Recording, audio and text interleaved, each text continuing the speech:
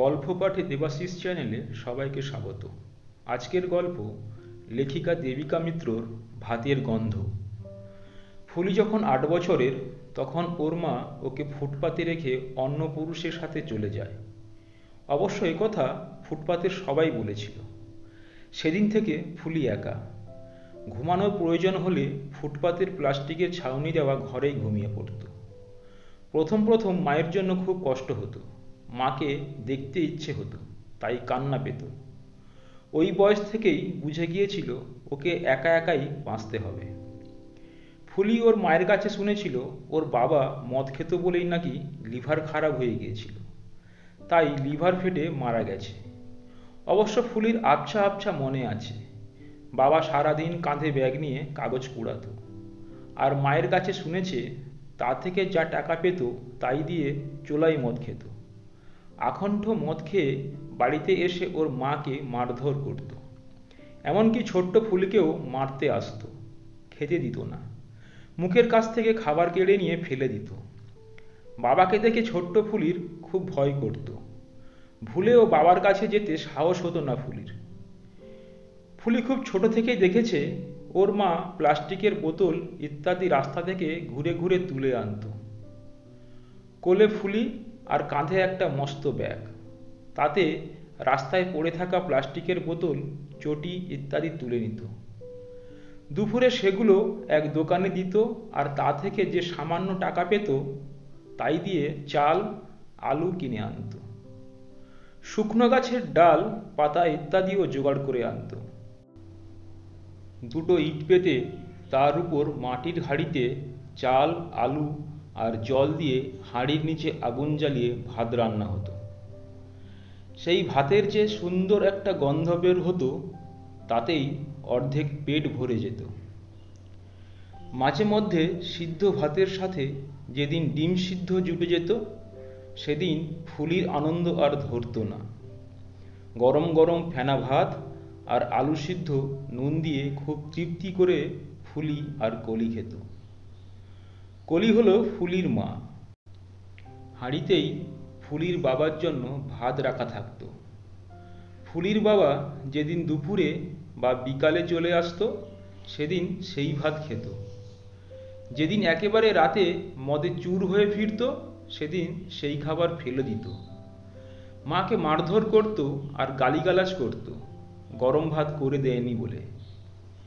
ফুটপাতে বেশিরভাগ পুরুষেরাই এমন ধরনের, তাই ফুলির বাবার চেঁচামেচিতে কেউ বিরক্ত হতো না। আর কলিকে মারধর করলেও কেউ রক্ষা করতে আসতো না। ছোট্ট ফুলি মাকে জড়িয়ে ধরে কাঁদত। তখন ওর বাবা ওকে ওর মায়ের কাছ থেকে সরিয়ে এনে মারধর করত। এমন ঘটনা প্রতিদিনই চলত। এসব দেখে দেখে ফুলির সয়ে গিয়েছিল, তাই একটু রাত হলেই ফুলি ভয়ে কাঁপত, আর ওর বাবা আসছে দেখলেই লুকিয়ে যেত। বাবার সাড়া শব্দ যখন পেত না, মানে বাবা ঘুমিয়ে পড়েছে বুঝতে পারলে ছাউনিতে ফিরত। তবু খুব ভালো ছিল ফুলি। বাবা মারা যাওয়াটা ফুলি দেখেছে ঠিকই, কিন্তু কেন মারা গেছে সেটা তখনও বোঝার বয়স হয়নি।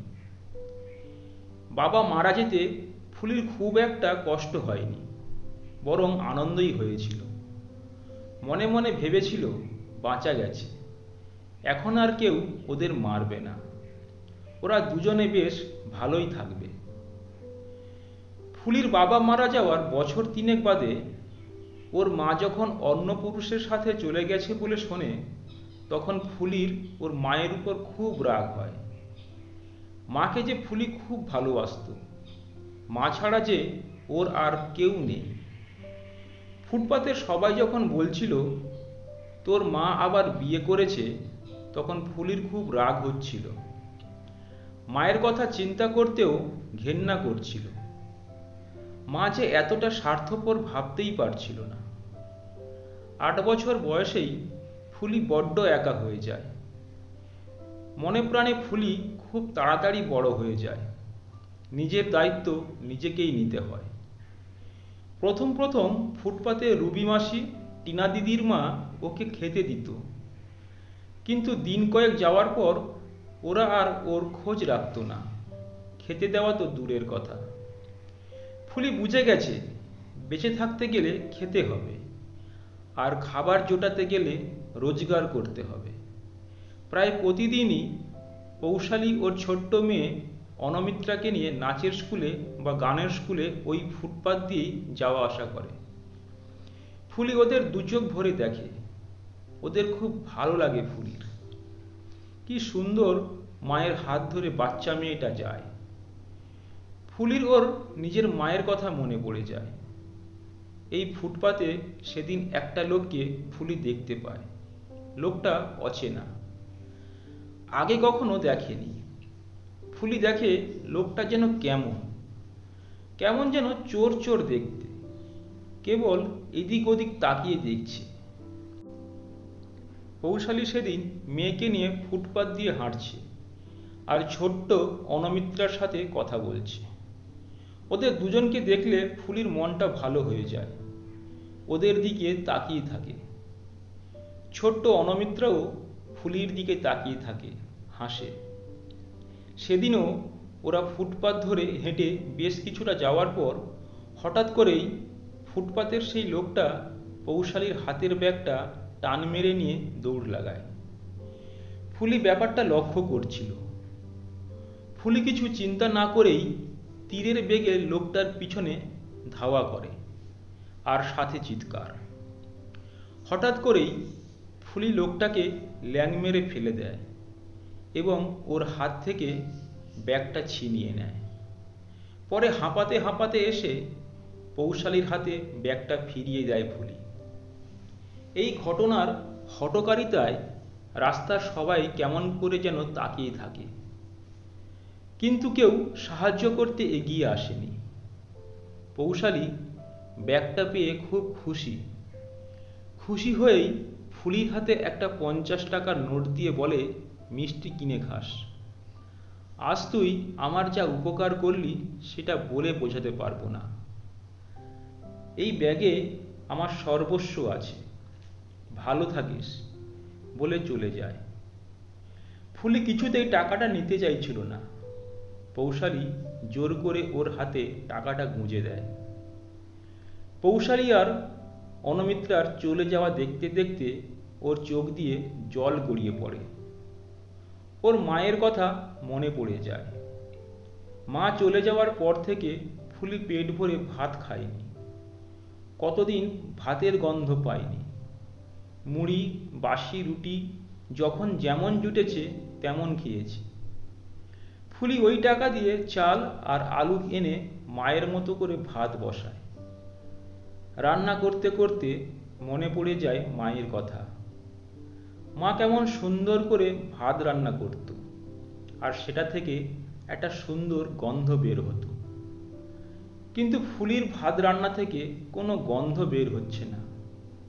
বিভিন্ন চিন্তা করতে করতে হঠাৎ করে একটা পোড়া গন্ধ পেয়ে সম্বিত ফিরে আসে ফুলির। দেখে ওর ভাতটা পুড়ে কালো হয়ে গেছে। চোখে জল চলে আসে ফুলির। সেই পোড়া ভাতটুকুই খেয়ে নেয় ফুলি। ভাত খেয়ে একটু ঘুম আসে ফুলির। ফুটপাতেই শুয়ে ঘুমিয়ে পড়ে। হঠাৎ করে ওকে কে যেন ডাকে। ফুলি চোখ মেলে দেখে সেই বাচ্চা মেয়েটা। ওর হাতে একটা বিস্কুটের প্যাকেট দেয়। ফুলি নিতে চায় না। তখন ওর মা বলে, নাও না, ভালোবেসে বন্ধু দিচ্ছে। ফুলি ওর হাত থেকে নিয়ে নেয়। এইভাবেই ওদের মধ্যে বন্ধুত্ব গড়ে ওঠে। একদিন পৌশালী জানতে চায় ফুলির সব কথা। ফুলি ওর মায়ের কথা বলতে বলতে কেঁদে ফেলে। পৌশালী ওকে বলে, তুমি আমার সাথে আমার বাড়িতে থাকবে, কোনো ভয় নেই। ফুলির ওদের খুব ভালো লাগে, তাই হ্যাঁ বলে দেয় এবং ওখান থেকে ওদের সাথে ওদের বাড়ি চলে আসে। ফুটপাতের অন্যরা বাধা দিয়েছিল, কিন্তু ফুলি সেসব পাত্তা দেয়নি। পৌশালীর বাড়িতে অনমিত্রার সাথে বেশ ভালোই আছে, কোনো কিছুরই অভাব নেই। তবে এখানে শান্তির খুব অভাব। অনমিত্রার বাবার সাথে মায়ের প্রায়ই অশান্তি হয়। উনি সারাদিন বাড়িতে থাকেন না, মাঝে মধ্যে রাত বিরাতে বাড়ি ফেরেন, আর তখনই ওদের দুজনের মধ্যে কী নিয়ে যেন ঝগড়া হয়। কেন যে এত ঝগড়া হয় ফুলি বুঝতে পারে না। সকালে উঠে ওনাকে আর দেখতে পাওয়া যায় না। ফুলি পরে বুঝেছে যে ওই লোকটা অনামিত্রার বাবা। তবে ওনার ব্যাপারে আর কিছু জানার চেষ্টা করেনি, তাতে যদি আন্টি মানে পৌশালী যদি রাগ করে এই ভয়ে। একদিন রাতে বোনের বাবা আসে, আর তখন বোনের বাবা মায়ের মধ্যে ঝগড়া আবার শুরু হয়। তাতেই ফুলির ঘুম ভেঙে যায়। পা টিপে টিপে ওদের ঘরের বাইরে দাঁড়িয়ে শোনবার চেষ্টা করে, কিন্তু বুঝতে পারে না ওরা যে ইংরেজিতে কথা বলছিল। পরের দিন সকালে উঠে দেখে বোনের বাবা বাড়িতে নেই। পরের দিন খুব সকালে পৌশালী বেরিয়ে যায়।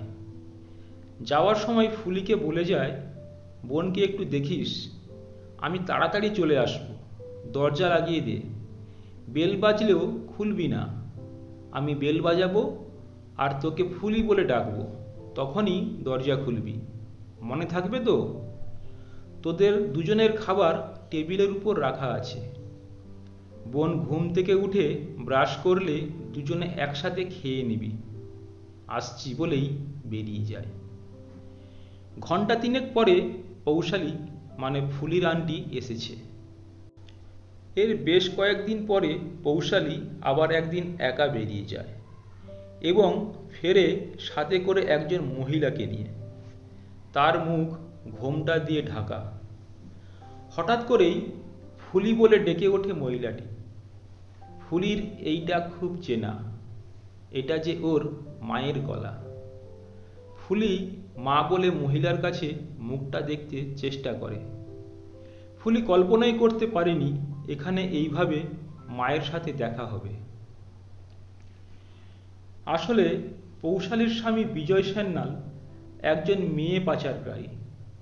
সেটা পৌশালী বিয়ের অনেক পরে মানে এই কয়েকদিন আগেই জানতে পারে, এবং তখন থেকেই ওদের অশান্তি শুরু হয়। ক্রমে সেই অশান্তি চরমে ওঠে। পৌশালী পুলিশে খবর দেয় এবং আসল ঘাঁটি থেকে বিজয় আর ওর 4 শাগরেদকে ধরিয়ে দেয়। ওই ঘাঁটির সব মেয়েই পাচার হয়ে গেছে, একমাত্র ফুলির মা কলি ছাড়া। কলিকেও পাচার করা হতো।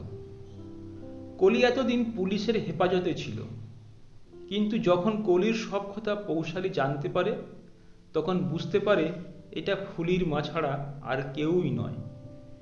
তাই পুলিশের কাছ থেকে কলিকে নিজের বাড়িতে নিয়ে আসে। অবশ্য এর জন্য অনেক কাঠখড় পোড়াতে হয়েছিল। মেয়ে পাচারকারীরা বিভিন্ন জায়গা থেকে, এমনকি রাতের অন্ধকারে ফুটপাত থেকেও মেয়ে বউদের তুলে আনে, যেমনভাবে কলিকে তুলে আনা হয়েছিল। ফুলি মাকে পেয়ে খুব খুশি। পৌশালী ওদের আর ফুটপাতে ফিরে যেতে দেয়নি। ওরা দুজনে পৌশালীর বাড়িতেই থাকে। পৌশালী চাকরি করে, তাই অনামিত্রাকে একা রেখে দিয়ে অফিসে যেতে খুব অসুবিধা হতো। এখন থেকে কলি দেখবে এই 2 মেয়েকে, সাথে এই সংসারটাকে। আজ ফুলির মা ভাত রান্না করছে। সেই ভাতের গন্ধ সারা বাড়িতে ছড়িয়ে পড়েছে।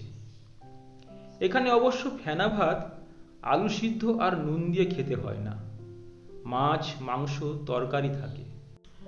তবে ফুলির মায়ের হাতের সিদ্ধ ভাতই বেশি ভালো লাগে, পরিতৃপ্তি করে খায়। ফুলি খুব খুশি এখন থেকে মাকে সবসময়ই কাছে পাবে, আর মায়ের হাতের ভাত রান্না করার সময় ভাতের গন্ধও পাবে। গল্পটি কেমন লাগলো অবশ্যই কমেন্ট করে জানাবেন। গল্পটি যদি ভালো লেগে থাকে ভিডিওটিতে একটি লাইক করে দেবেন ও চ্যানেলটি সাবস্ক্রাইব করে সঙ্গে থাকবেন। নমস্কার।